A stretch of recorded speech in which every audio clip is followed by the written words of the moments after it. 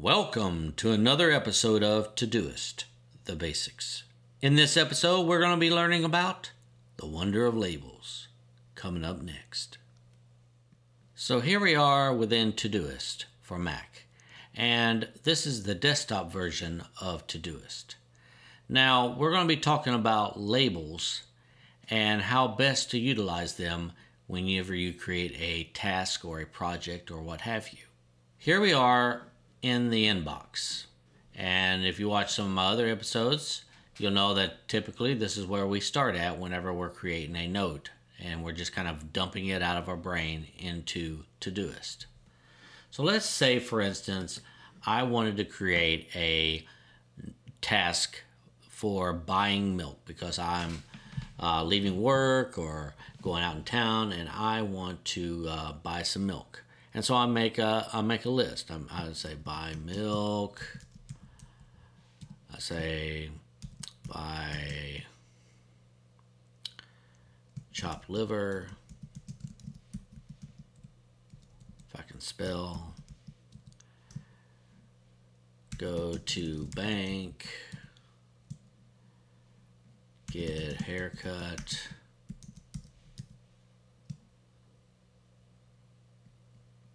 Take Cindy a bag of sand, and so forth and so forth. So here we are. We got some things I dumped out of my head and I want to get tackled today. Well, you know, if it's just a short list, it ain't really going to be that big of a deal. But if you want to go ahead and create yourself an organizational pattern, sometimes you can add labels to your tasks, and I say sometimes loosely because I use them all the time, but you can add labels to your tasks, and when you click on that label within your task, it can take you to other items that are also under that label. So let's say, for instance, you have buy milk and buy chopped liver under groceries or under errands or what have you. Therefore, you can see everything that you need to do right there on that label. So you're not hunting for it in your projects folders. So here we are in buy milk. So a lot of times I will put in a label called errands because I want to be running an errand, and that means I'm going to be going out in town, and I know I'm going to go and take care of these items that I want to put as a buy at errands here. So I go ahead and put that in there, and then buy chopped liver. Yeah, I'm going to do that too. And go to the bank. Well, that's kind of an errand because I got to go out in town, right? So yeah, get a haircut. Yeah, that's an errand as well. So you're saying, well, Jerry, you're just marking them all errands. Well, they're basically errands because, whoops, I deleted that one, didn't I? So they're basically errands. But see, here's another cool thing that you can do. For buy milk, maybe I'm getting that at Kroger. Maybe my chopped liver comes from Walmart.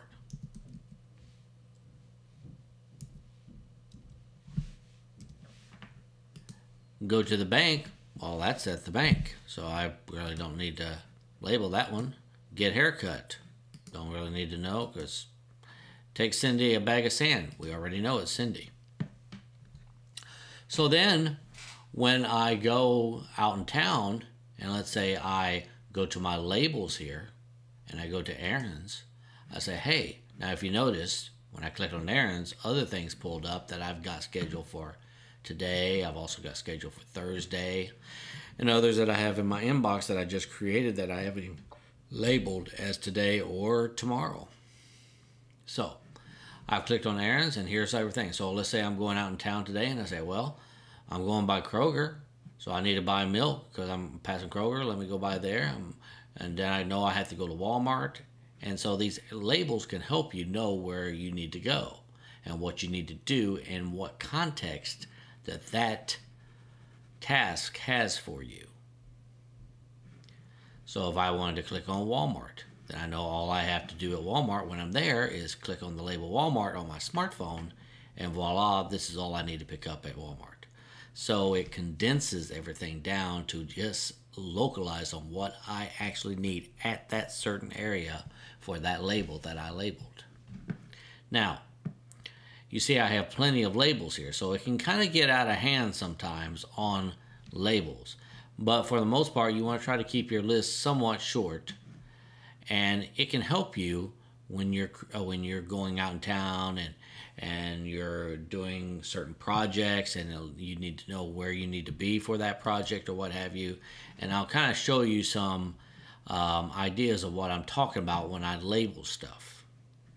So if you look in my single actions here folder, you'll see that some things are labeled and some things are not. Now, I have like called Geico's Insurance. I got that as today's outcome because I definitely need this to be resolved at some point today. I also got this, brainstorm ideas for Fantastical. That's today's outcome. It has to be done today. And I put that in my administration tasks. So when at a certain time at night, when my administration tasks come up, I know I got to tackle this. So I have it set on my calendar between 7 and 8, which is already after that time. But in any case, because I got home late from work, but I digress. So, you know, between 7 and 8 is my administration time. So I know that when my schedule goes off on my Fantastical 2, which we'll be on over later, that I need to go in here and look for anything administration-wise that I need to do. So you see, you can utilize these labels for all kinds of different ways to be able to tackle tasks that you need to do in a very proficient way. Now, in later episodes, we'll be talking about the benefits of using labels with filters, which is a premium version, by the way, in order to use filters. But later we'll be talking about how when you use labels with filters, it even becomes more powerful. So, if you like this video, please click on the like button.